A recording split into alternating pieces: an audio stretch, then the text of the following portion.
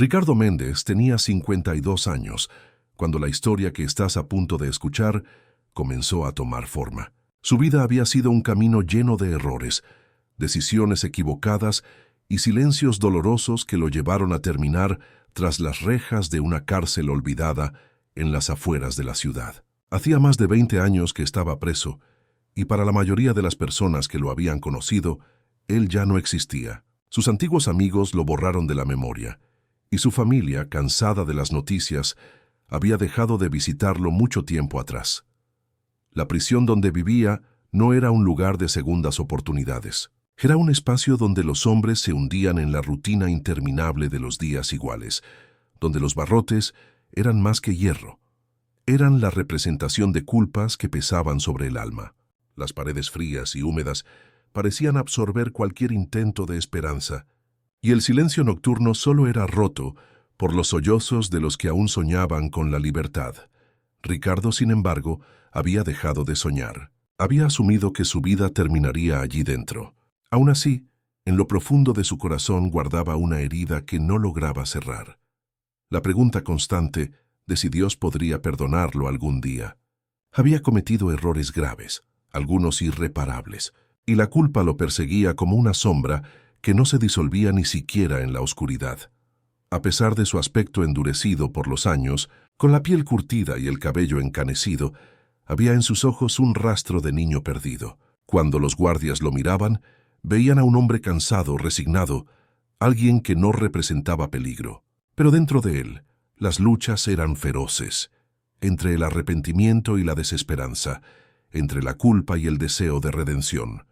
Los días en prisión eran todos iguales. Se levantaba con el sonido metálico de las llaves, hacía fila para el desayuno sin sabor, pasaba las horas encerrado en su celda y por las noches observaba el techo como si buscara respuestas que nunca llegaban. En medio de esa rutina asfixiante, algo comenzó a cambiar. Una enfermedad silenciosa empezó a desgastar su cuerpo. Primero fue la tos persistente, luego la debilidad que lo obligaba a permanecer en cama más tiempo de lo normal. Nadie se preocupó demasiado. En la cárcel, la fragilidad era un signo de debilidad que se ocultaba para sobrevivir. Ricardo, sin embargo, lo sabía. Su cuerpo estaba fallando. Sentía que el final se acercaba y con esa certeza, un nuevo miedo comenzó a crecer en él. No tanto al dolor, sino a partir de este mundo sin haber hallado perdón. Por primera vez en años, comenzó a orar en silencio. No sabía cómo hacerlo bien. Apenas murmuraba frases entrecortadas, pero en cada palabra se escondía un grito desesperado. «Virgencita, no me dejes solo». Esa súplica, nacida en una celda oscura, sería el inicio de un camino que nadie, ni siquiera él, habría imaginado. El invierno en la prisión era cruel. El aire helado se colaba por las rendijas oxidadas de las ventanas enrejadas, y las frazadas viejas apenas lograban cubrir el frío de los huesos. Para Ricardo, esa temporada trajo consigo no solo el rigor del clima, sino también el peso de una verdad innegable. Su cuerpo estaba cediendo. La tos que antes parecía una simple molestia se convirtió en un tormento constante, y las fiebres lo dejaban exhausto por días enteros. Los demás internos comenzaron a notar su deterioro. Lo miraban en silencio, con una mezcla de respeto y temor. En la cárcel, la enfermedad era un recordatorio cruel de lo frágiles que eran todos. Un día, el director de la prisión ordenó que Ricardo fuera trasladado a la enfermería. Allí un médico del penal con expresión impasible le hizo unos exámenes básicos. Los resultados fueron claros. Padecía una enfermedad pulmonar avanzada, probablemente irreversible. No había tratamientos disponibles en aquel lugar, y lo más que podían ofrecerle era algún analgésico para disminuir el dolor. Para la institución, Ricardo ya estaba condenado no solo por la justicia humana, sino también por su propio cuerpo. La noticia corrió de celda en celda como un susurro. Algunos presos lo miraban con compasión, otros con indiferencia, y unos pocos con cierta envidia amarga. Morir dentro significaba no volver a ver jamás el cielo abierto. Ricardo recibió la información en silencio. No pidió favores ni se quejó. Solo bajó la cabeza y por primera vez en muchos años sintió lágrimas correr por sus mejillas. Nadie en el pasillo lo vio llorar, pero esa noche su almohada quedó empapada. Con el paso de los días, su situación empeoraba. Apenas podía caminar hasta el comedor y necesitaba que un compañero lo ayudara a cargar la bandeja de comida. Los guardias, acostumbrados a la rudeza, mostraron un inusual gesto de tolerancia. Le permitían quedarse más tiempo recostado e incluso a veces evitaban despertarlo durante los conteos nocturnos. La enfermedad había logrado lo que años de condena no habían hecho: humanizar al prisionero ante los ojos de todos. Una tarde, mientras tosía con fuerza, Ricardo fue visitado por el capellán del penal, el padre Ernesto. Aquel sacerdote de cabellos blancos y mirada bondadosa llevaba décadas entrando a esas celdas, escuchando confesiones, repartiendo rosarios y ofreciendo una palabra de consuelo. Se acercó a Ricardo, le tomó la mano y le dijo: «Hijo, no estás solo en este camino. Dios siempre camina contigo, incluso en los pasillos más oscuros». Ricardo lo miró con ojos cansados y respondió: «Padre, ¿cree usted que todavía hay perdón para alguien como yo?». El sacerdote sonrió con ternura y replicó: «La Virgen María intercede incluso por los más caídos. No dudes de que ella escucha tus súplicas». Esa conversación encendió en Ricardo una chispa que había estado apagada durante años. Tal vez, pensó, aún había un espacio para la esperanza. Fue entonces cuando, al recibir la noticia de que le quedaba poco tiempo de vida, tomó una decisión que cambiaría el destino de todos en aquel lugar: pedir un último deseo imposible. El anuncio de que Ricardo estaba en fase terminal llegó hasta las oficinas del penal. El médico informó al director que lo más probable era que no superara aquel invierno. La noticia, aunque esperada, generó un silencio extraño entre los funcionarios. No era común que un prisionero muriera dentro, y mucho menos uno que llevaba más de 2 décadas pagando por sus culpas. En el lenguaje burocrático de la cárcel, la vida de Ricardo ya estaba contada en días. Según el protocolo, el capellán Ernesto debía conversar con él para conocer si tenía un último deseo. El sacerdote lo encontró recostado en su camastro, con el rostro pálido y la mirada perdida. Tras un breve silencio, el padre le preguntó suavemente: «Hijo, ¿hay algo que quieras antes de partir?». Ricardo cerró los ojos, respiró profundo y con voz temblorosa dijo: «Padre, quiero ver a la Virgen María, solo una vez, antes de morir». La respuesta sorprendió al sacerdote. No pidió comida especial, ni contacto con algún familiar, ni siquiera salir a respirar aire libre. Lo que pedía era imposible dentro de aquellas paredes de hierro. Ernesto lo miró con ternura y le preguntó: «¿Por qué la Virgen, Ricardo?». El preso respondió con un hilo de voz: «Porque sé que si ella me mira, aunque sea un instante, sabré que fui perdonado». El capellán llevó la petición al director de la prisión. Cuando lo escuchó, el hombre no pudo evitar soltar una carcajada incrédula. «¿La Virgen María?», repitió casi burlándose. «Este hombre ha perdido la razón». Los guardias que estaban en la sala se miraron entre sí. Algunos sonrieron con sarcasmo, otros bajaron la cabeza avergonzados. Nadie imaginaba cómo cumplir algo así. La noticia del último deseo de Ricardo se propagó rápidamente entre los internos. En los pasillos y celdas, los comentarios no se hicieron esperar. «Está loco», decía uno.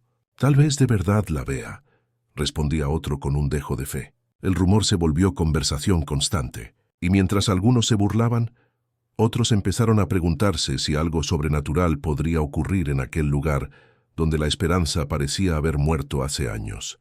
Ricardo, por su parte, no se dejó afectar por las risas ni por las dudas. En las noches, con las manos temblorosas, pasaba cuentas del rosario que el padre Ernesto le había regalado.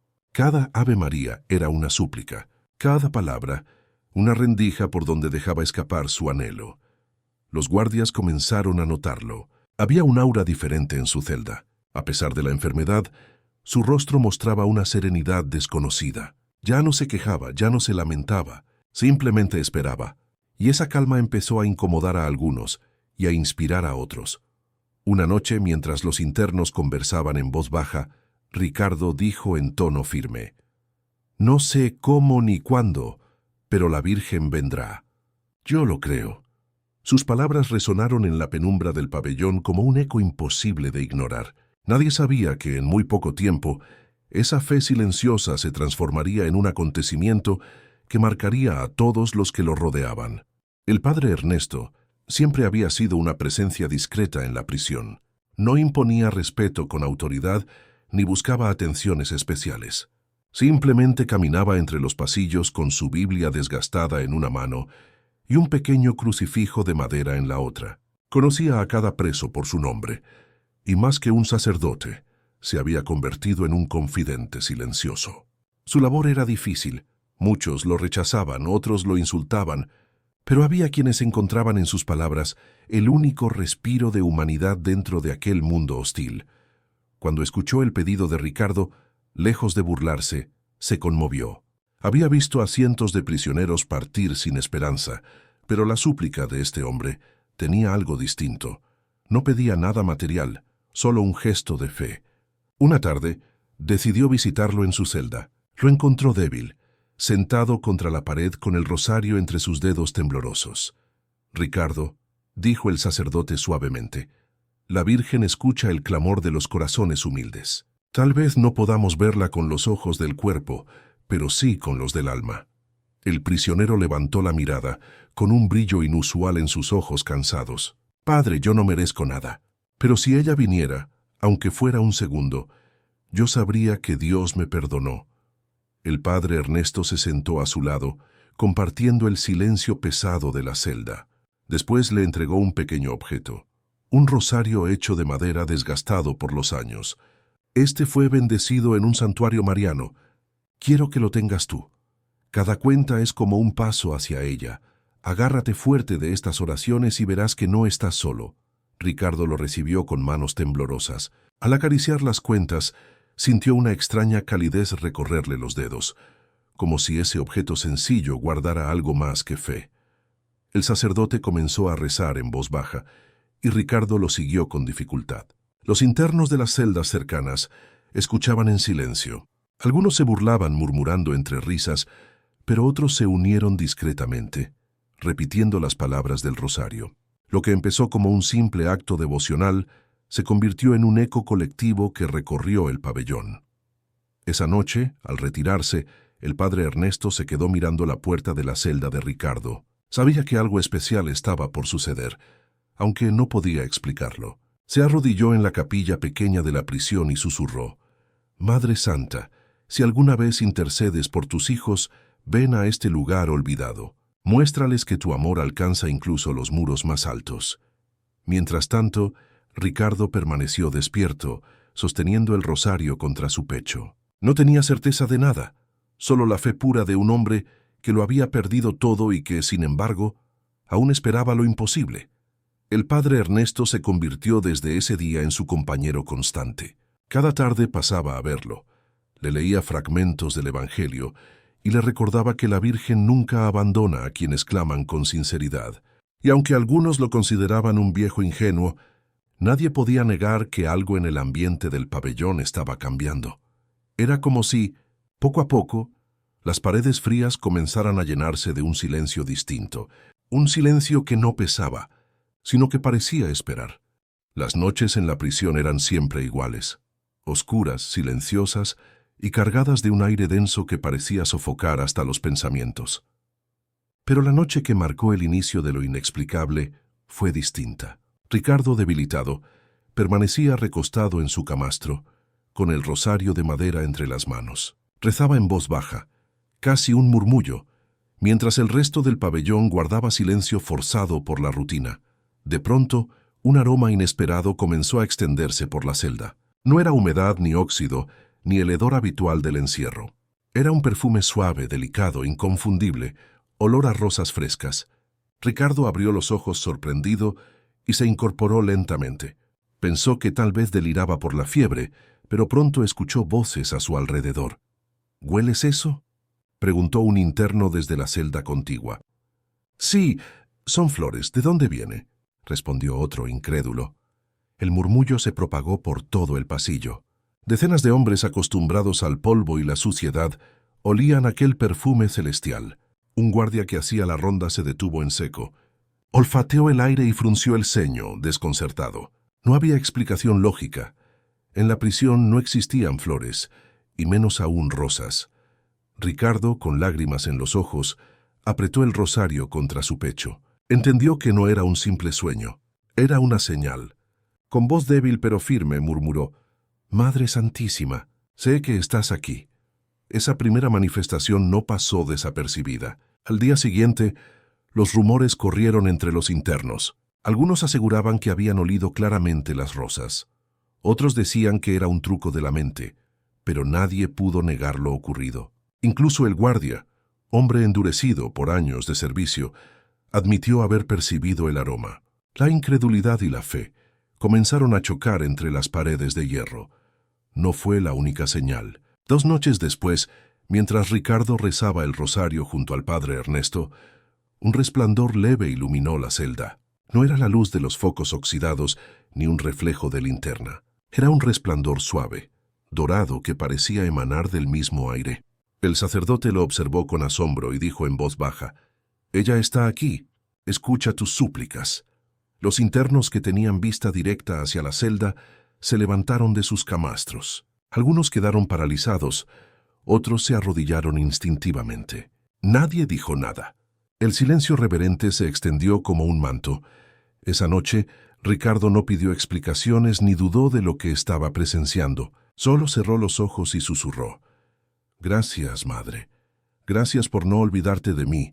Las señales se repitieron en los días siguientes. A veces era el aroma, otras la luz, y en más de una ocasión Ricardo sentía una paz tan profunda que se dormía con una sonrisa en el rostro, a pesar del dolor físico. Para los demás internos, aquello dejó de ser un rumor para convertirse en un misterio palpable. Algo o alguien estaba obrando dentro de la prisión, y aunque muchos no querían admitirlo, todos comenzaron a esperar lo mismo. La aparición que confirmaría que, incluso en la oscuridad más densa, la luz de la Virgen podía brillar. La madrugada del 12 de marzo quedó marcada para siempre en la memoria de quienes estaban en el pabellón central de la prisión. Esa noche, el silencio era más profundo que de costumbre. Ricardo respiraba con dificultad. Su enfermedad lo estaba consumiendo, pero no dejaba de sostener el rosario entre sus manos. A cada cuenta pronunciaba un Ave María con voz quebrada, como si en cada palabra entregara lo poco que le quedaba de fuerza. De pronto, un resplandor iluminó su celda con una intensidad nunca antes vista. No era la luz fría de los focos de seguridad, ni el reflejo de algún objeto metálico. Era una luz cálida, envolvente, dorada como el amanecer. Los internos despertaron sobresaltados. Uno de ellos gritó: «¡Miren! Algo está pasando en la celda de Méndez». Los hombres se acercaron a los barrotes, presionando sus rostros contra el hierro. Lo que vieron los dejó sin palabras. Una figura femenina se materializaba lentamente frente al camastro de Ricardo. Vestía túnica blanca con un manto azul que parecía brillar por sí mismo. Su rostro transmitía una paz indescriptible y en sus manos sostenía un rosario de luz. Era la Virgen María, Ricardo, con lágrimas que corrían por sus mejillas. Intentó incorporarse, pero la debilidad no se lo permitió. La Virgen lo miró con ternura infinita y extendió su mano hacia él. Con voz suave, como un susurro que sin embargo llenaba todo el lugar, dijo: «Hijo, tu sufrimiento no ha sido en vano. Hoy conoces el verdadero perdón». El padre Ernesto, que había sido llamado de urgencia por un guardia que vio el resplandor desde el pasillo, llegó justo en ese momento. Al entrar en la celda, cayó de rodillas con los ojos llenos de lágrimas. Nunca en sus años de ministerio había presenciado algo semejante. Los internos que observaban desde las celdas comenzaron a rezar espontáneamente. Algunos lloraban, otros repetían el nombre de la Virgen en voz baja. Incluso el guardia del pasillo, un hombre endurecido por la violencia y la rutina, dejó caer su linterna al suelo y se persignó con las manos temblorosas. Ricardo levantó la mano con dificultad y alcanzó a rozar el manto luminoso. En ese instante, un calor indescriptible recorrió su cuerpo. La tos desapareció, la opresión en el pecho se alivió y una energía nueva fluyó en sus venas. Por primera vez en años, sintió su cuerpo ligero, como si el dolor nunca hubiera existido. El milagro no solo fue físico, algo cambió también en los corazones de quienes fueron testigos. Los hombres más rudos lloraban como niños, y los guardias, acostumbrados a la dureza, permanecían en silencio reverente. Nadie se atrevía a romper aquel momento sagrado. La Virgen, después de unos segundos que parecieron eternos, se desvaneció suavemente en la luz. El resplandor fue apagándose hasta que la celda volvió a la penumbra habitual. Pero el perfume de rosas permaneció en el aire, impregnando cada rincón del pabellón. Esa madrugada nadie durmió. Los internos susurraban entre ellos. Habían visto lo imposible. Habían sido testigos de un milagro en el lugar menos esperado. Y todos sabían que desde ese momento nada sería igual dentro de aquellas paredes de hierro. La noticia del milagro se expandió como fuego dentro de la prisión. Al amanecer, no había un solo interno que no hablara de la luz, del perfume a rosas y de la figura celestial que había descendido en la celda de Ricardo. Algunos todavía temblaban al recordarlo. Otros se resistían a creerlo, convencidos de que la mente podía engañar. Pero los testigos directos no dudaban. Habían visto a la Virgen María con sus propios ojos. Ricardo, que hasta la noche anterior había estado consumido por la enfermedad, despertó con el rostro sereno, el cuerpo fortalecido y una calma que sorprendía a todos. Ya no tosía, respiraba con normalidad y podía ponerse de pie sin ayuda. Los médicos del penal, incrédulos, lo examinaron. El diagnóstico era claro. La enfermedad había desaparecido. No había rastros de daño en sus pulmones ni señales de debilidad extrema. La explicación científica era imposible. Pero lo más sorprendente no fue la curación física, sino lo que vino después. Esa misma tarde, Ricardo pidió hablar con el padre Ernesto frente a todo el pabellón. Los internos se reunieron alrededor de su celda. Los guardias permitieron la aglomeración, algo impensado en cualquier otro día, y el sacerdote lo escuchó en silencio. «Hermanos», comenzó Ricardo, con voz firme pero llena de emoción, «he cargado culpas durante más de 20 años. Siempre pensé que moriría como un hombre perdido, condenado no solo por la justicia de los hombres, sino también por la de Dios. Pero anoche la Virgen María me miró, y en sus ojos entendí que el perdón es real, que aún los más caídos pueden levantarse». Un murmullo recorrió el pabellón. Algunos bajaron la cabeza, otros miraban fijamente esperando lo que vendría. «Quiero confesarme, no solo ante el sacerdote, sino ante ustedes, mis compañeros de encierro. Quiero pedir perdón a quienes herí con mis actos en el pasado. Sé que mis errores fueron graves, que causé dolor a inocentes. Nada puede borrar lo que hice, pero hoy sé que el arrepentimiento sincero abre una puerta que ni los barrotes pueden cerrar». El padre Ernesto se emocionó hasta las lágrimas. Nunca había escuchado a un preso hablar con tal claridad y humildad. Tomó las manos de Ricardo y en un gesto simbólico le otorgó la absolución sacramental frente a todos. En ese instante, el ambiente cambió. Muchos internos lloraron abiertamente. Otros, endurecidos por años de resentimiento, se cubrieron el rostro para ocultar sus lágrimas. El giro inesperado fue que Ricardo, en lugar de guardar su milagro en silencio, decidió hacerlo semilla de esperanza para los demás. No se conformó con haber sido sanado físicamente.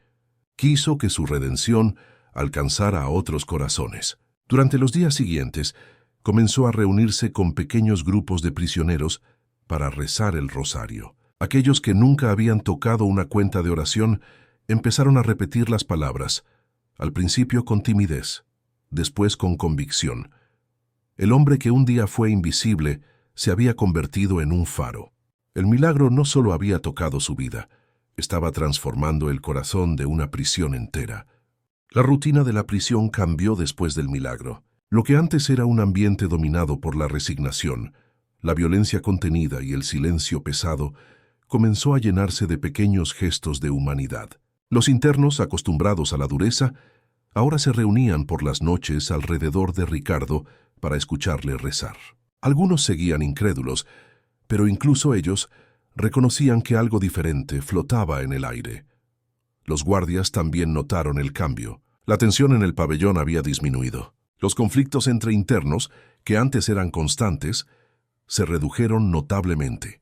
«Es como si este hombre hubiera traído paz», murmuraba uno de los custodios, sin atreverse a decir la palabra milagro, pero sabiendo en su interior que no había otra explicación. Ricardo, por su parte, no buscaba protagonismo. Lejos de vanagloriarse por lo sucedido, se mostraba más humilde que nunca. Repartía palabras de aliento. Escuchaba a quienes cargaban culpas pesadas y, sobre todo, repetía una y otra vez: el milagro no fue solo para mí, fue para todos nosotros, para que recordemos que aún en este lugar Dios nos mira con misericordia. Su salud, sorprendentemente restaurada, le permitió caminar por los pasillos y visitar a los internos más enfermos. A algunos les llevaba un vaso de agua, a otros simplemente un apretón de manos, pero lo que realmente compartía era esperanza. El mismo hombre que había pasado años encorvado por la enfermedad y la culpa, ahora caminaba erguido, irradiando serenidad. El director de la prisión, un hombre escéptico por naturaleza, fue informado de la transformación en el pabellón. Decidió visitar a Ricardo personalmente. Cuando lo vio, se sorprendió de encontrarlo con buena apariencia, con la piel colorida y los ojos brillantes. No parecía el enfermo terminal que los médicos habían diagnosticado semanas atrás. «¿Qué ocurrió contigo, Méndez?», preguntó incrédulo. Ricardo lo miró con calma y respondió: «La Virgen vino a verme, señor, y me devolvió la vida». El director no supo qué decir. No podía aceptarlo oficialmente, pero tampoco negar lo evidente. Sabía que algo extraordinario había sucedido, pues hasta los guardias hablaban con respeto inusual del preso. El padre Ernesto aprovechó aquel momento para dar un paso más. Solicitó autorización para organizar oraciones colectivas en el patio. Contra todo pronóstico, el director aceptó, convencido de que si eso mantenía la paz, valía la pena. Así una tarde, decenas de internos se reunieron bajo el cielo abierto, muchos con rosarios improvisados hechos de hilos o cuentas plásticas. Ricardo al frente comenzó la oración: «Dios te salve, María». Y por primera vez en muchos años, el sonido que llenó la prisión no fue el de los gritos ni los golpes, sino el de voces unidas en plegaria. No había barrotes que pudieran contener lo que estaba sucediendo. Aunque físicamente seguían encerrados, muchos de aquellos hombres experimentaban algo más valioso que la libertad exterior, la libertad interior. Una paz que ni las rejas ni las condenas podían robar. Ricardo lo comprendió profundamente. El milagro no se trataba solo de él. Era un regalo derramado sobre todos los que habían sido testigos de lo imposible. Con el paso de las semanas, lo que había comenzado como un hecho inexplicable se convirtió en un movimiento de fe dentro de la prisión. Ricardo, el hombre que antes era invisible, ahora era buscado por internos y guardias por igual. Algunos querían escuchar su testimonio, otros pedían oración, y no faltaban quienes, entre lágrimas, se animaban a confesar sus culpas. La prisión, un lugar que solía oler a desesperanza, empezó a respirar un aire diferente, un aire de redención. Ricardo entendió que su misión no era simplemente haber sido sanado, sino compartir lo que la Virgen le había concedido. Cada noche, reunía a los internos alrededor de su celda o en el patio y relataba una y otra vez el momento en que la Madre de Dios le habló. No lo contaba con tono altisonante, ni buscando impresionar. Lo hacía con humildad, siempre insistiendo en que no era él el protagonista, sino la misericordia de Dios. El padre Ernesto lo acompañaba en todo momento. Veía con asombro cómo los más endurecidos se quebraban al escuchar la historia. Presos que jamás habían mostrado una lágrima, lloraban al repetir las oraciones, y hasta los más incrédulos empezaban a guardar silencio respetuoso cuando Ricardo hablaba. Para muchos, él se había convertido en una especie de guía espiritual, aunque él nunca aceptaba ese título. «Yo solo soy un pecador perdonado», decía, y en esa frase se resumía la esencia de su nueva vida. Lo más sorprendente ocurrió cuando algunos internos, inspirados por lo que habían presenciado, comenzaron a escribir cartas a sus familias pidiendo perdón. Otros, que llevaban años sin recibir visitas, solicitaron hablar con sus seres queridos para tratar de enmendar relaciones rotas.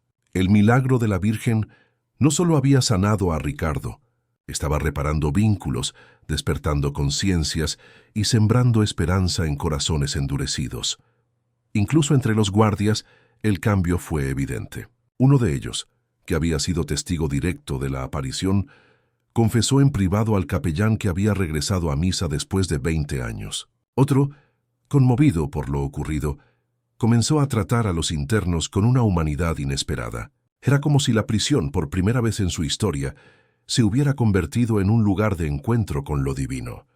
Ricardo sabía que, tarde o temprano, su vida tendría un final. El milagro le había devuelto la salud. Sí, pero sobre todo, le había dado tiempo para preparar su alma, y él lo aprovechaba al máximo. Su mirada ya no reflejaba culpa, sino paz. Había aprendido que la verdadera justicia no siempre está en las leyes humanas, sino en el perdón sincero y en la redención del corazón.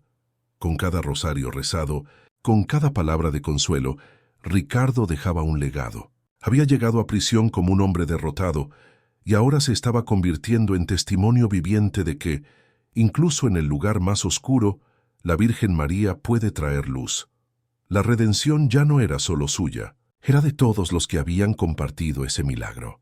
El tiempo en prisión seguía avanzando, pero algo había cambiado para siempre. El recuerdo del milagro no se borraba de las mentes de quienes lo presenciaron, y las noches de oración dirigidas por Ricardo se habían convertido en parte de la rutina del penal. Aquellos muros, que solían ser testigos de desesperanza y odio, ahora escuchaban voces unidas en plegaria. Ricardo, sin proponérselo, se convirtió en símbolo de transformación, no solo por su curación milagrosa, sino por la manera en que decidió vivir después. Cada día, sin importar las circunstancias, repetía con convicción: «La Virgen nunca abandona a sus hijos». Esa frase se volvió lema dentro del penal. Los internos la repetían cuando alguien caía enfermo, cuando llegaban noticias dolorosas del exterior o cuando el peso de la condena parecía insoportable. Incluso los guardias, en voz baja, admitían que desde aquel día su forma de mirar a los prisioneros había cambiado. Con el paso de los meses, Ricardo fue conocido más allá de los muros de la cárcel. Algunos periodistas escucharon rumores de un milagro de la Virgen en el penal y trataron de obtener detalles, pero las autoridades lo manejaron con discreción. Sin embargo, lo que no pudieron ocultar fue el cambio radical en el ambiente del lugar. El mismo director de la prisión, que al inicio había ridiculizado el pedido de Ricardo, reconocía en privado que había algo inexplicable en todo lo sucedido. Una tarde, durante una misa celebrada en el patio, Ricardo se levantó y compartió unas últimas palabras con sus compañeros. «Yo entré aquí como un hombre perdido. Viví años consumido por la culpa y la oscuridad, pero la Virgen vino a mí y me mostró que la misericordia de Dios es más grande que cualquier pecado. Hoy quiero que todos sepan que este regalo no es solo para mí, es para cada uno de ustedes. Si abrimos el corazón, ella nos toma de la mano y nos lleva a la paz verdadera». Los internos lo escuchaban en absoluto silencio. Algunos lloraban, otros cerraban los ojos como si quisieran guardar esas palabras en lo más profundo. El padre Ernesto, conmovido, sabía que estaba presenciando un momento histórico, una prisión transformada no por la fuerza de la ley, sino por la gracia de la fe. Ricardo vivió algunos años más, sereno, dedicando su tiempo a la oración y al consuelo de quienes lo rodeaban. Murió en paz, con el rosario entre sus manos y una sonrisa en el rostro. Los que estuvieron presentes aseguran que en el instante de su partida, el perfume de rosas volvió a llenar el pabellón. Ese fue el legado de un hombre que, aun siendo prisionero, conoció la libertad más valiosa, la libertad del alma. La Virgen María nunca abandona a sus hijos, incluso en la hora más oscura. Suscríbete al canal para más historias de fe y milagros de la Virgen María.